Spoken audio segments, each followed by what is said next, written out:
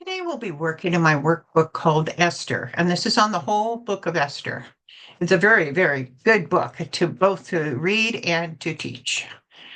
We have already completed the first 5 chapters of the book of Esther. Basically, the chapter 1 sets up the problem due to the fact that Queen Vashti will not go to the banquet that the king has ordered her to do, which she shouldn't have gone anyway to. He removes her title as queen, and then in chapter 2 they have a beauty pageant to find the new queen. Esther then becomes queen in that beauty pageant. Now we come to the villain of the story in chapter 3, which is Haman. He discovers because Mordecai doesn't bow down to him that he's a Jew. Mordecai's a Jew. Haman is an Agagite, which is definitely enemies to the Jews, and so he decides he's going to kill all the Jews. But he doesn't know Esther, the new queen, is Jewish, nor does he know that Esther is related to Mordecai. The king doesn't know that either. So in chapter 4, of course, Mordecai has brought this to Esther, saying, and we have the famous line of the book about who's to say that you were not put in this position for such a time as this. And Mordecai tells her that. And so she asks all the Jews to pray and fast, basically fast, although we know it's praying, and her attendants to do that for 3 days. So then in chapter 5, she comes in front of the king to request a presence. Now, he hasn't called her and she hasn't seen him for over 30 days. And if he doesn't like her being there, he can kill her. But he does lay out the golden scepter, and she is able to come up to him, and he asks what her petition is. And she asks for them to have a banquet with the king. So in chapter 5, we see a banquet with the king. And so she also asked Haman to come to the same banquet. So the King Xerxes and Haman come to a banquet with the king. But Esther doesn't propose her request at that point. And why, we don't know, but we definitely know it was a God thing because of what is about to happen between that banquet and the next banquet, which will be the next day. So now we hit chapter 6, which is called the twist of fate, and it surely, surely is. Plot twist, so to speak, if you want to say it. Let's see, twist of fate. Esther chapter 6, 1 through 14. That night the king could not sleep, so he ordered the book of the Chronicles, the record of his reign, to be brought in and read to him. What did the king have brought to him and read? The book of Chronicles. So he couldn't sleep. So, let's read a boring book, so it put me to sleep. What did the king have the Chronicles? Why did the king have the Chronicles brought to him? To read to him. What is the book of the Chronicles? The record of his reign. What has all happened? Check the items below that should be in this chronicle. The record of King Xerxes' reign. A. Queen Vashti dethroned. Absolutely. B. The Olympics of 2012. No, of course not. C. His marriage to Queen Esther. Absolutely. D. Rounding up all the virgins to find his new queen. Absolutely. The creation of Adam and Eve. No, would be prior to his chronicles. F. The honoring of Haman. Yep, that's true. G. Future assassination of a people. Yeah, that would be in there. H. Friday the 13th is an unlucky day. I doubt that would be in there. I. The major banquets he had. Yeah, probably that's true. J. The creation of the United States. Well, I doubt that would be in there. And then K. The assassination plot of Bigthana and Teresh. That would also be in there. King Xerxes does not believe in God. Can God still affect his life? Yes. Why? Because God can affect anybody's life. We are all creations of his. It was found recorded there that Mordecai had exposed Bigthana and Teresh, 2 of the king's officers who guarded the doorway, who had conspired to assassinate King Xerxes. What honor and recognition has Mordecai received for this? The king asked. Nothing has been done for him, his attendants answered. What was found recorded in the chronicle I mentioned here, the exposure of Bigthana and Teresh, who were conspiring to kill King Xerxes. What happened to Bigthana and Teresh as a result of their plan to assassinate the king? They were impaled or killed. What was the king's question about this event? Was Mordecai ever rewarded? Had Mordecai been rewarded for discovering the assassination plot? No, he had not. Notice how God is manipulating events. Earlier that night, what had Haman got erected?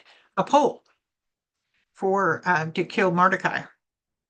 What did Haman plan to ask King Xerxes this coming morning? Is if he can kill Mordecai.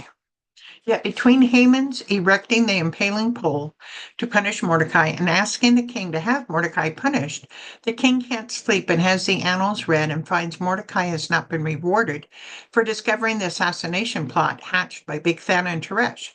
Isn't God fantastic? The twist of fate. The king said, let's see, The king said, "Who is in the court?" Now Haman had just entered the outer court of the palace to speak to the king about impaling Mordecai on the pole he had set up for him. His attendants answered, "Haman is standing in the court. Bring him in," the king ordered. When Haman entered, the king asked him, "What should be done for the man the king delights to honor?" So now, obviously, it's now morning. Who just arrived in the outer court of the palace? Haman. Why is Haman in the court? Because he wants to ask the king to be able to kill Mordecai. Was the impaling pole already set up? Yes. Who does the king order to come in? Haman. What's the king question to Haman? What should be done for the man the king delights to honor? Who do you think Haman thinks the king wants to honor? Himself, because he's very conceited and he thinks that he's better than anybody else.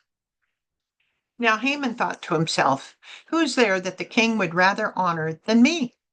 So he answered the king, "For the man the king delights to honor, have them bring a royal robe the king has worn, and a horse the king has ridden, one with a royal crest placed on its head. Then let the robe and the horse be entrusted to one of the king's most noble princes.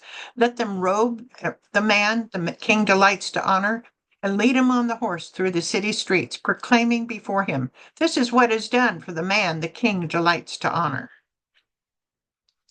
List the ways Haman offers the king that this man should be honored. Have a royal robe the king has worn and a horse the king has ridden.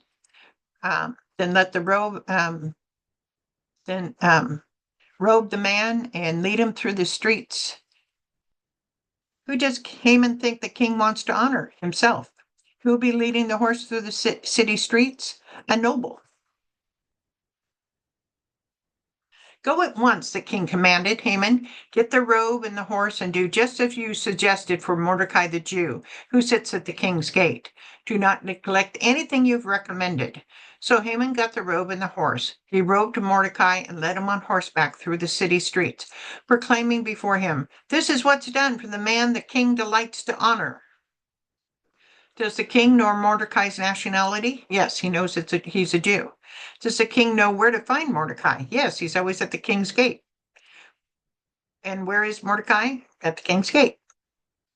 Instead of a noble prince who leads Mordecai's horse through the city, proclaiming, "This is what's done for the man the king delights to honor," it's Haman that gets to do it. God really has a sense of humor, doesn't he? Afterward, Mordecai returned to the king's gate, but Haman rushed home with his head covered in grief and told Zeresh, his wife, and all his friends everything that had happened to him. His advisors and his wife Zeresh said to him, "Since Mordecai, before whom your downfall has started, is of Jewish origin, you cannot stand against him. You will surely come to ruin." Afterward, where did Mordecai return to? The king's gate. Afterward, where did Haman go to? His house. What was Haman's emotional reaction to all this? Grief.